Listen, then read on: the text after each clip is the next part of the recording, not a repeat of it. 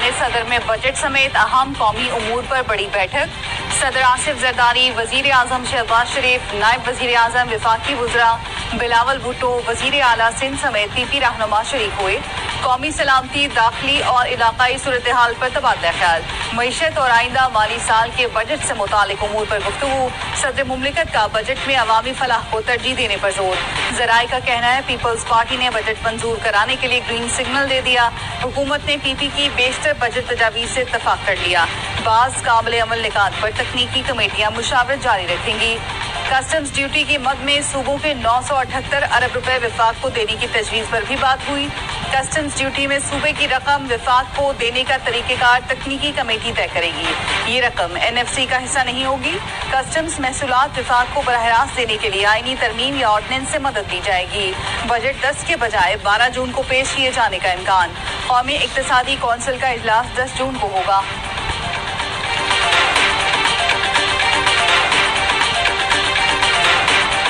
मुस्लिम league नून और peoples party के जो डेवलपमेंट बजट पे मुज़ाकरात थे और गुफ्तगू थी वो तो मुकम्मल हो गई है और PSDP के ऊपर एक मुकम्मल अंडरस्टैंडिंग है। हुकूमती इत्तेहादी जमातों के दरमियान तरक्याती बजट पर इत्तफाक हो गया। PSDP पर मामला तय पा गए हैं। वफाकी वजीर एहसन इकबाल कहते हैं पीपल्स पार्टी और मुस्लिम लीग नून के दरमियान तरक्याती बजट पर मुज़ाकरात मुकम्मल हो गए। वफाक आइंदा माली साल में छोटे सूबों पर ज्यादा पैसा खर्च करेगा। पंजाब के लिए वफाकी बजट में सबसे कम फंड्स रखे जाएंगे। वफाक आइंदा बजट में सिंध के तरक्याती मंसूबों पर 195 अरब खर्च करेगा। K4 के लिए भी पैसे रखे जाएंगे। सक्कर हैदराबाद मोटरवे मंसूबा शुरू किया जाएगा।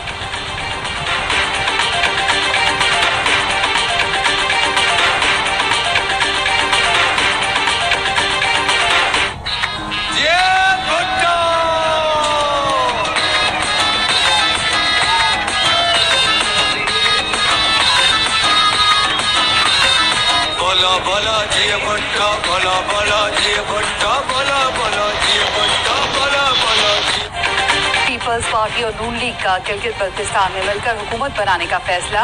जराए का कहना है GB में PP का नून लीग से इत्तेहाद PDM तर्ज पर होगा। वजीर आला पीपल्स पार्टी और गवर्नर नून लीग का होगा। वजारतों की तकसीम का 60 और 40 का फॉर्मूला होगा। 24 में से 21 नशिस्तों के नताइज आ गए। PP उम्मीदवारों ने 9 सीटों पर कामयाबी समेटी। मुस्लिम लीग नून 4 नशिस्तों के साथ दूसरे नंबर पर। साबिक वजीर आला और लीगी रहनुमा हाफिज हफीजुर रहमान भी अपनी नशिस्त जीत गए। 7 आज़ाद उम्मीदवारों ने मैदान मारा। मजलिस वहदत मुस्लिमीन का एक उम्मीदवार कामयाब हुआ। GB-A 20 हल्का 2 में 9 जून को वोटों की दोबारा गिनती का हुक्म। नून लीग के अब्दुल जहान कामयाब हुए। पीपल्स पार्टी और आज़ाद उम्मीदवार ने दोबारा गिनती की दरख्वास्त दी।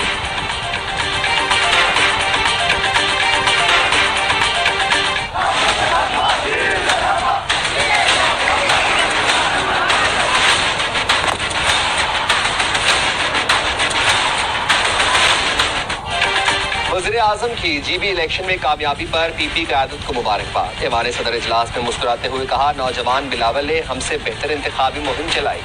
जिस पर आसिफ जरदारी ने जवाब दिया आखिर बेटा किसका है। वफाकी वज़रा और PP रहनुमा भी मौजूद थे। इससे पहले बयान में वज़ीर आज़म ने अक्सरियती जमात बनने पर पीपल्स पार्टी और क़यादत को मुबारकबाद दी।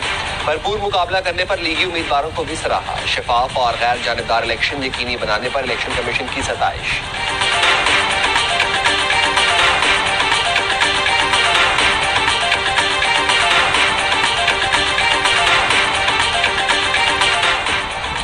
लीगी रहनुमा हाफिज हफीजुर रहमान भी अपना वजीर आला लाने के लिए कोशा।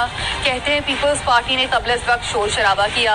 हमारे और उनके दरमियान एक आध सीट का फर्क है। हम भी अपना वजीर आला बनाने की भरपूर कोशिश कर रहे हैं। जिसके साथ आज़ाद अरकान मिल गए हुकूमत वही बनाएगा। मुझे नहीं मालूम वजीर आजम शहबाज शरीफ ने क्या कहा, शायद उन्हें इदराक नहीं।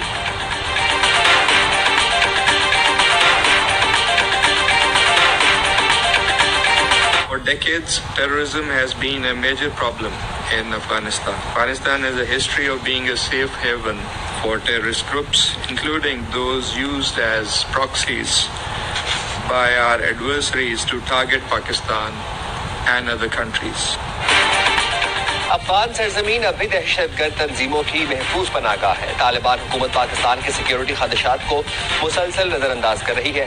اقوام متحدہ میں پاکستان کے مستقل مندوب عاصم افتخار کا سلامتی کونسل اجلاس سے خطاب. کہا پاکستان میں دہشت گرد حملوں میں غیر معمولی اضافہ نہ صرف خطے بلکہ عالمی امن و سلامتی کے لیے بھی سنگین خطرہ ہے.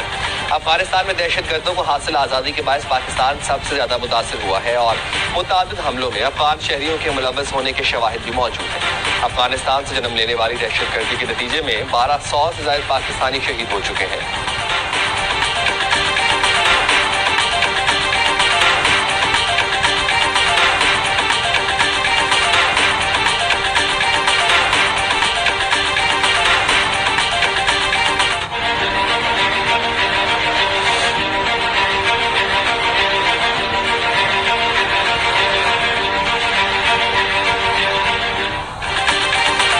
ایکشن کمیٹی کے مسلح عناصر کی امن و امان خراب کرنے کی کوشش ناکام بنا دی.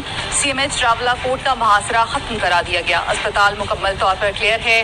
آئی جی آزاد کشمیر کے ترجمان کا کہنا ہے 6 جون سے اب تک فائرنگ سے قانون نافذ کرنے والے اداروں کے 4 اہلکار شہید ہوئے، متعدد اہلکار زخمی ہیں.